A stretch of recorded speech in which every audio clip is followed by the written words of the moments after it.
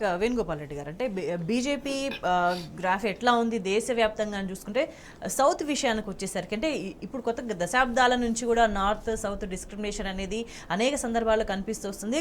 రాజకీయంగా కూడా సౌత్లో ప్రాంతీయ పార్టీలు బలంగా ఉన్నాయి. ఒకానొక సందర్భంలో బీజేపీ లెస్ సౌత్ అన్న నినాదం కూడా వచ్చిన సిచ్యువేషన్ ఉంది.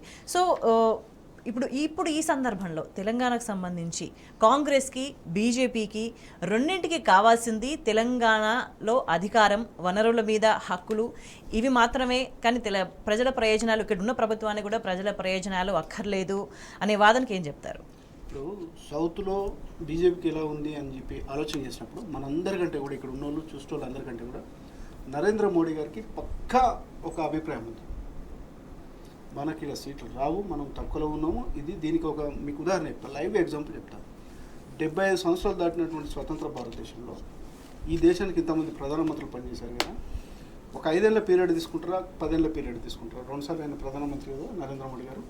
దక్షిణాది రాష్ట్రాల్లో ఇన్నిసార్లు పర్యటన చేసినటువంటి ప్రధానమంత్రి ఎవరైనా ఉన్నారా? ఇన్ని రోడ్ షోలు కానీ, ఇన్ని బహిరంగ సభలు కానీ, ఇన్ని రకాలుగా పెట్టినటువంటి పోనీ 10 రూపాయలు ఏదైనా డబ్బులు ఇచ్చే పరిస్థితి ఉందా? మీరు ఉత్తరాదికి వెళ్ళినప్పుడు ఆ బోలో మేరా ప్యారా లోగో 1 लाख करोड़ होना, 50 लाख करोड़ होना, ఎంత నీకు ఎంత కావాలి? 50,000 కోట్ల, 1,00,000 కోట్ల, 2,00,000 కోట్లు కావాలని చెప్పి అర్రాసు వేసినట్టుగా ప్రకటనలు. వీళ్ళకు హైదరాబాద్ మెట్రో విస్తరణ కనపడదు, ఐటీఐఆర్ ప్రాజెక్టు గురించి మాట్లాడరు. రాజకీయాలు తప్పితే ఎన్నికల ముందు కావచ్చు, ఎన్నికల తర్వాత కావచ్చు, షెడ్యూల్ వచ్చినాక కావచ్చు, వచ్చే రోజు కావచ్చు, ముందు రోజు కావచ్చు. మీరు చూడండి, అంటే దీన్ని బట్టి సౌత్లో ఒక మన తెలంగాణ కాదు, మనం ఆంధ్రప్రదేశ్ తీసుకుందాం. అక్కడ వైఎస్ఆర్సీపీ బలమైన తెలంగాణ బీఆర్ఎస్ పార్టీ 10 సంవత్సరాల అధికారంలో ఉంది, బలమైనటువంటి ప్రాంతీయ పార్టీ. కేసీఆర్ గారు ఒక విధంగా ఏం చేశారంటే చిన్న తప్పుగానే అనుకోవచ్చు. బిడ్డ మేము దేశవ్యాప్తంగా విస్తరిస్తాం, దక్షిణాదిలో ఎక్కువ విస్తరిస్తాం, మీ అంతు తెలుస్తామని చెప్పి ఎప్పుడైతే వచ్చారో కాంగ్రెస్ బీజేపీ, ఇందాక వైఎన్ఆర్ గారు పెద్దలు చెప్పినట్టుగా ఈ ప్రాంతీయ పార్టీలను ఫస్ట్ మన ఇద్దరం తన్నుకోవడం ఆపుదాం, ప్రాంతీయ పార్టీలను ఖతం చేద్దాం. అంటే ఏ స్టేట్కి పోయినా కాంగ్రెస్తో కలిపి వీళ్ళకి దోస్తీ ఉన్నదని చెప్పి మాట్లాడతారు, కానీ వాళ్ళ యాక్టివిటీ చూస్తే ఇప్పుడు మనకు లెక్కలు కనపడుతున్నాయి కదండి. ఇప్పుడు ఒక ఎమ్మెల్యే స్ట్రాంగ్గా ఉండి 2-3 త్రిముఖ పోరు ఉంది అనుకున్నప్పుడు, బీఆర్ఎస్ గెలుస్తుంది అనుకున్నప్పుడు ఏం చేశారు? ఒక దగ్గర బీజేపీని వీక్గా పెట్టారు, ఒక దగ్గర కాంగ్రెస్ వీక్గా పెట్టారు అవసరమైతే. అట్లా చేయడం వల్ల ఏమైంది? తక్కువ మెజారిటీతో ఓడిపోయినటువంటి 19 సీట్లు బీఆర్ఎస్ ఉన్నాయి. ఆలోచన చేయండి మీరు ఇక్కడ. అంటే ఒక విధంగా పేరుకు జాతీయ పార్టీలుగా దేశవ్యాప్తంగా నీ కూటమి నా కూటమి అని చూసుకుంటా ఉన్నారు, కానీ వీళ్ళు లోపాయికారిగా ఒప్పందంతో ప్రాంతీయ పార్టీలను ఖతం చేయాలనేటటువంటి ఒక పక్క వ్యూహంతో వెళ్తూ ఉన్నారు. అందులో మీకు అదే చెప్తా ఉన్నాడు, మనం డిస్టర్బ్ అయ్యాము. కర్ణాటకకి రండి, ప్రాంతీయ పార్టీలు ఉన్నాయి. తమిళనాడుకి వెళ్ళండి, బలమైనటువంటి డిఎంకే, ఏఐఏడిఎంకే ఉన్నాయి. పక్కన ఉన్నటువంటి కేరళకి వెళ్ళండి. మీరు ఏ దక్షిణాది రాష్ట్రం తీసుకున్నా ప్రాంతీయ పార్టీలు అన్నింటిలో మన ముఖ్యంగా ప్రాంతీయవాదం అనేటువంటి, ఎందుకంటే ఉత్తరాది అనేటటువంటిది మాకు నిధుల కేటాయింపులో కానీ, ఉద్యోగాలకు సంబంధించినటువంటిది కానీ, రాజకీయ నేతలకు ఇచ్చేటటువంటి గౌరవానికి సంబంధించినటువంటిది, పదవులకు సంబంధించి కానీ. మీరు ఈరోజు ప్రైమ్ మినిస్టర్ ఆఫీస్లో తీసుకోండి స్వేచ్ఛ గారు, మీకు చెప్తాను, ప్రజలకు కూడా మీ ద్వారా తెలియాలి. ఓఎన్ఆర్ గారికి ఉన్న అడ్వకేట్ లక్ష్మణ్ గారికి కూడా ఐడియా ఉంటుంది. ప్రైమ్ మినిస్టర్ ఆఫీస్లో ఉన్నటువంటి సిబ్బందిని తీసుకోండి. దక్షిణాది నుంచి నాట్ ఈవెన్ 1%. మీరు అమిత్ షా హోమ్ మినిస్టర్గా చెప్పుకుంటున్నటువంటి ఆఫీస్లో మీరు తీసుకోండి. ప్రిన్సిపల్ సెక్రటరీస్, మనకు సెంట్రల్ సెక్రటరీస్కి సంబంధించినటువంటిది, పబ్లిక్ సెక్టర్ యూనిట్స్కి సంబంధించినటువంటి ఏ సంస్థలైనా తీసుకోండి.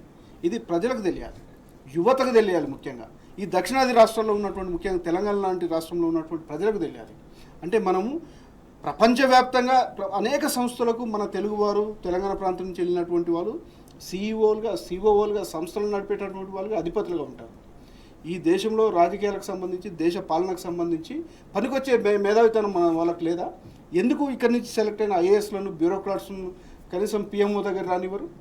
ప్రైమ్ మినిస్టర్ ఆఫీస్లో ఉన్నటువంటి వాళ్ళు తీయండి. మీరు గుజరాత్కి సంబంధించినటువంటి వాళ్ళు, ఉత్తరప్రదేశ్కి సంబంధించినటువంటి వాళ్ళు 87% ఆన్ రికార్డ్ చెప్తా ఉన్నాను. గుజరాత్ ఓన్లీ గుజరాత్ నుంచి 73% ఉన్నారు. అంటే ఈ విషయం పక్కన పెడితే రాజకీయంగా చూసుకుంటే కూడా ఇక్కడ పర్టికులర్గా లోకల్గా ఉన్న నాయకత్వం, స్థానిక రాష్ట్ర నాయకత్వం బలంగా లేకపోవడం ఒక కారణమని, జాతీయ స్థాయి చిన్న చిన్న వాటికి కూడా జాతీయ స్థాయి నాయకులు పిఎం కూడా వచ్చి మాట్లాడే అంత స్థితిలో బీజేపీ పార్టీ ఉంది తెలంగాణలో. 100% అండి. వీళ్ళతో అవ్వట్లేదని చెప్పి వీళ్ళు ఏం మాట్లాడుతారో అవగాహన లేకుండా కేంద్రం తీసుకునే నిర్ణయాలు, సెంట్రల్ పార్టీ తీసుకునే నిర్ణయాలు ప్రజలకు చెప్పేటటువంటి గందరగోళ పరిస్థితి వచ్చిందని నేను అందుకే మీకు ఉదాహరించాను. నరేంద్ర మోడీ గారు, అమిత్ షా గారు ఓన్లీ హైదరాబాద్ తీసుకోండి మీరు పర్యటనకు సంబంధించినటువంటి, ఇది ఆన్ రికార్డు కదా. మనం వాళ్ళు దాచిపెడితే దాగేది, లేకపోతే వాళ్ళు ఒక ఎవరు కనపడకుండా వచ్చిపోయారు అనుకోవడానికి అది కాదు కదా. ఆన్ రికార్డు చెప్తా ఉన్నాం. అంటే వీళ్ళను మార్గదర్శనం చేయడానికి అవసరమైనటువంటి విధంగా వాళ్ళు చెప్పి మీతో ఆదరణ అయినా మేమే రంగంలోకి దిగుతామని చెప్పి ఆఖరికి ఇట్లా కూడా సాధ్యపడట్లేదని చెప్పి, అరే బాబు నేను ఇటుకెళ్ళి వస్తాను ఫ్లైట్ వేసుకొని, ఢిల్లీ నుంచి ఈడు కూడా ఇంకో ఫ్లైట్లో మీరు టికెట్ బుక్ చేసుకొని వాపస్ కూడా మీరు తీసుకుపోవడానికి టికెట్ బుక్ చేసుకొని రండి అని చెప్పి గౌరవ ఎమ్మెల్సీ గారిని, కవిత గారిని మీరు ఆ విధంగా అరెస్ట్ చేసి తీసుకెళ్ళినట్టు. ఎస్, మేము ఏమంటున్నాం, నాకుగా నేనుగా చెప్తున్నాను ఏంటంటే, కవిత గారికి సంబంధించినటువంటి మీరు అరెస్ట్ చేయండి, జైల్లో పెట్టండి, శిక్ష పడేటట్టు చేయండి. మీ దగ్గర ఉన్న ప్రూఫ్ ఏం పెట్టి మీరు అరెస్ట్ చేశారని అడుగుతా ఉన్నాను. అది మీరు పబ్లిక్ ఇవ్వండి, పబ్లిక్ డొమైన్లో పెట్టండి. అరే మీరు అవన్నీ పక్కన పెట్టేసేసి ఇష్టానుసారంగా తీసుకెళ్ళిపోతాము అని చెప్పి అంటే మిగిలినటువంటి నేతలకు ఏం చెప్తారు తెలుసా? రేపొద్దున మీరు కేసీఆర్ గారు మిమ్మల్ని కాపాడతారని మీరు ఆలోచన చేస్తూ ఉన్నారు. కేసీఆర్ గారు కూతుర్నే, కవితనే మేము అరెస్ట్ చేస్తే దిక్కులేదు, మీరు అక్కడ ఉండి ఏం సాధిస్తారు అని చెప్పి ఒక బలమైనటువంటి బెదిరింపులు దిగడం ముఖ్య ఉద్దేశం. ఈ చట్టాల పేర్లు చెప్పడం. ఈ చట్టాలు కనుక మేము ఒకసారి మీకు ఎఫ్ఐఆర్ ఇచ్చినా, ఒక నోటీస్ ఇచ్చినా, ఏ అడ్వకేటు, ఏ సుప్రీంకోర్టులో వీళ్ళు ఏం చెప్పారు, ఇందాక లక్ష్మణ్ గారు కొంతనే చెప్పారు పాపం. ఇంకొక విషయం ఏంటంటే, మేము అరెస్ట్ చేయట్లేదు ఈ కేసు అయ్యే వరకు అని చెప్పి అఫిడవిట్ అనుకుంటాం, రిటర్న్గా అఫిడవిట్ సబ్మిట్ చేశారు. అఫిడవిట్ సుప్రీంకోర్టులో ఫైల్ చేశారు. అంటే ఈరోజు వాళ్ళని కదా సుప్రీంకోర్టు మీకు ఇచ్చినటువంటి అఫిడవిట్ అంటే ఏంది? ఒక వాంగ్మూల పత్రం, ఒక హామీ పత్రం. దాన్నే మీరు విస్మరించారు, దాన్నే మీరు వైలేట్ చేస్తున్నారంటే మిమ్మల్ని కదా ఈ చట్టాల కింద బుక్ చేయాల్సినటువంటిది. సుప్రీంకోర్టుకు మీరు ఎందుకు ఇచ్చారు తప్పుడు పత్రం? ఏం చెప్పాలి? లేదండి బలమైనటువంటి మన దగ్గర ఆధారం ఉంది, మేము అరెస్ట్ చేస్తున్నాం అని చెప్పి మీరు సుప్రీంకోర్టులో ఆర్డర్ తీసుకోండి. అప్పుడేమంటారు? ఈడి ప్రత్యేక కోర్టు, ప్రత్యేక అధికారాలు ఉన్నాయి. ఏ ప్రత్యేక అధికారాలు ఉన్నాయి? సాయంత్రం కూర్చొని తినేటప్పుడు రేపు స్వేచ్ఛను అరెస్ట్ చేసి వేసుకొని రావాలి, ఫ్లైట్లో వేసుకొని రావాలంటే ఒక చట్టం మారుతుంది, ఒక సెక్షన్ యాడ్ అవుతుంది. అంటే ఈ విధమైనటువంటి దుర్మార్గమైనటువంటి పాలన అనేది ఈ ప్రజాస్వామ్య దేశంలో కుదరదు. ఇంకోటి, ఇందాక ప్రవీణ్ కుమార్ గారిది నేను చెప్పాను, మళ్ళీ కూడా ప్రస్తావిస్తున్నాను, రీఇరిటేట్ చేస్తా ఉన్నాను.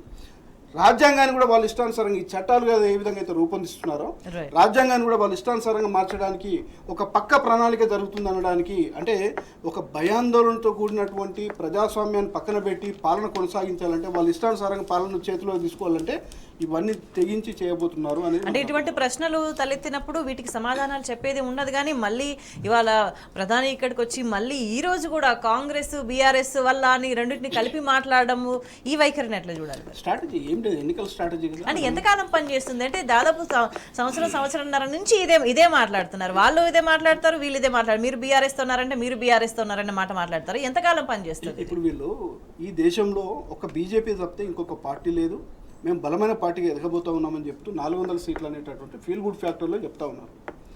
వై నాట్ 500, 540 అనేది ఎందుకు చెప్పలేకపోతూ ఉన్నారు? ఏ పార్టీ లేదు కదా. మీరు తప్పితే జాతి కోసం, ధర్మం కోసం, దాని కోసం పోరాడే వాళ్ళు ఎవరు లేరని చెప్తా ఉన్నారు కదా. అంటే ఇక్కడ ఏంటి, గతంలో కూడా చెప్పారు వీళ్ళు, మనం తప్పితే ఎవరు లేము అని చెప్పి ఎన్నికలకు వెళ్తే ఒక విధమైన అరే మోడీయే వస్తాడట అని చెప్పి. మా ప్రభుత్వం అని ఎక్కడని చెప్తారండి? కేంద్ర ప్రభుత్వం మా ప్రభుత్వం అని ఎప్పుడైనా చెప్పంగా విన్నారా? నేను, మోడీ, నాది, నేనున్నా. మీరు అడ్వర్టైజ్మెంట్ చూడండి, మోడీ హామీ, ఇది మోడీ హామీ, మా ప్రభుత్వ హామీ అని చెప్పట్లే, ప్రైమ్ మినిస్టర్ హామీ అని చెప్పట్లే. అంటే ఇది ఒక రకంగా మళ్ళీ మనం మన దేశాన్ని ఒక నియంతృత్వ పాలనలోకి, ఒక డిక్టేటర్షిప్ పాలనలోకి, ఒక ఏక వ్యక్తికి సంబంధించినటువంటి ఒక పెత్తందారి వ్యవస్థలోకి తీసుకెళ్ళడానికి చేసేటటువంటి ప్రయత్నం ఇది. దీని వెనకాల సరే అనేక సంఘ్ పరివారు, ఆర్ఎస్ఎస్ ఇవన్నీ ఉన్నాయి, వీటికి సంబంధించి జరుగుతూ ఉంటుంది, బ్యాక్గ్రౌండ్ జరుగుతూ ఉంటుంది, వేరే విషయం. అది జరగనియండి. ప్రజా హక్కులకు సంబంధించి, ప్రజా పోరాటాలకు సంబంధించినటువంటి గొంతుకలుగా ఉన్నటువంటి ప్రజాస్వామ్యవాదులపైన పెట్టేటటువంటి కేసులు, దానికి సాయిబాబా గారి కేసే ఉదాహరణ కదా మనం అనేటటువంటి. సాయిబాబా గారు గొప్ప వ్యక్తి, దేవుడు అని నేను చెప్పట్లేదు, అతను మంచివాడా చెడ్డవాడు కాదా తేల్చాల్సింది కోర్టు. మీ దగ్గర ఆధారాలు లేకుండా అరెస్ట్ చేసి లోపల పడేసి ఆయన పైన ఒక మరక వేశాం. ఆయన జీవితంలో ఇన్ని ఇయర్స్ మనం జైల్లో గడిపేటటువంటి విధంగా చేసాం. అంటే 90% ఫిజికల్లీ డిజేబుల్డ్ వ్యక్తికి ఏమేం కల్పించాలి, మినిమం వైద్య సహాయం కూడా లేకుండా అసలు వేధించినటువంటి పరిస్థితి. ఇవ్వలేదు కదా. ఇప్పుడు వరవరరావు గారి గురించి మీరు మాట్లాడండి, తీసుకోండి. ఆయనకున్న ఏజ్ ఎంత, ఆయన ఏ సమయంలో అరెస్ట్ చేశారు.